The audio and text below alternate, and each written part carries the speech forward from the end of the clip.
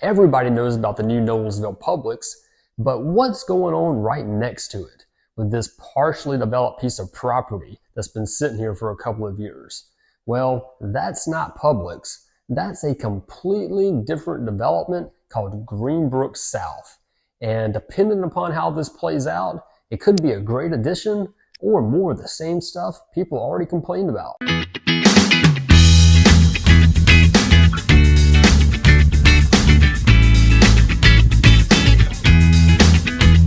Welcome everyone. If you're new here, I'm Matthew with We Know Nolensville, and we cover everything happening in and around Nolensville, Tennessee, so you're not left guessing.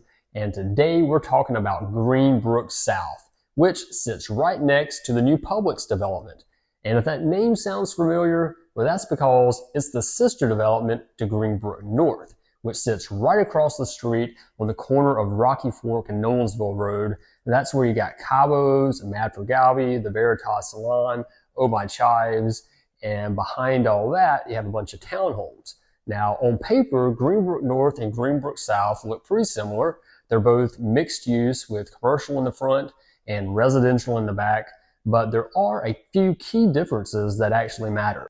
For one, Greenbrook North was just under 5 acres, whereas Greenbrook South is going to be closer to 16 acres. So it's a much larger project. And with Greenbrook North, we had about 25 townhome units. With Greenbrook South, we're going to have 78 residential units, and that's going to be split between 46 attached townhomes with single-car garages and 32 single-family detached homes with 2-car garages. So in that respect, Greenbrook South leans a little bit closer to traditional housing. But here's the real question.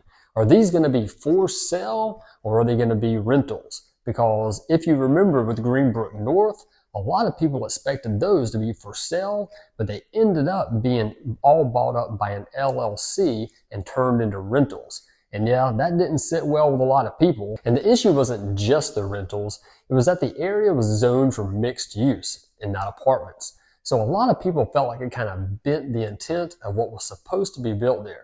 And there was also this feeling that it could have been something more unique. Instead, it ended up feeling a little generic. So did the developer take any of this feedback into account with Greenbrook South?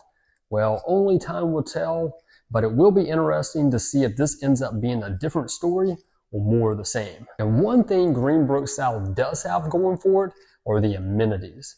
They're planning walking paths, open spaces, picnic areas, grills, fire pits, and of course the big one, a direct connection to Publix. So you're talking about being able to walk from your house to groceries, to restaurants and trails, which is pretty rare around here. Now, one thing to be aware of, some of the houses in the back of the property sit really close to the 100-year floodplain.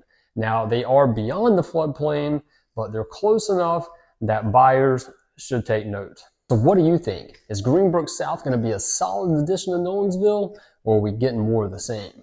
We're really curious where people land on this, so please drop your thoughts in the comments below.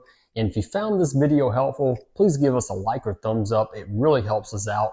And don't forget to subscribe to the channel and tap that little bell for notifications so you can be the first to get notified anytime we put out new content. And if you're looking to make a move in or out of the area, give us a call, shoot us a text, or send us an email. Because at the Tabor team, we know Nolensville and beyond.